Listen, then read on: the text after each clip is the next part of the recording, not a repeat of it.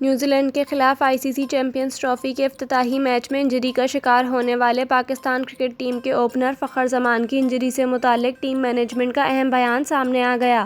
बुध को फ़खर जमान न्यूजीलैंड के खिलाफ मैच में फील्डिंग के दौरान पहले ओवर में ही इंजरी का शिकार हो गए थे। घुटने की तकलीफ के सबब फ़खर को 2 मरतबा मैदान से बाहर जाना पड़ा। ट्रीटमेंट के बाद दोबारा मैदान में आ गए, फिर उन्होंने इनिंग्स के आखिर तक फील्डिंग की। फ़खर जमान न्यूजीलैंड के खिलाफ ओपनिंग करने भी ना आए। फील्ड से बाहर रहने की वजह से इनको 20 मिनट इंतज़ार करना पड़ा और वो चौथे नंबर पर बैटिंग के लिए आए, लेकिन वो बैटिंग के दौरान भी तकलीफ में दिखाई दिए।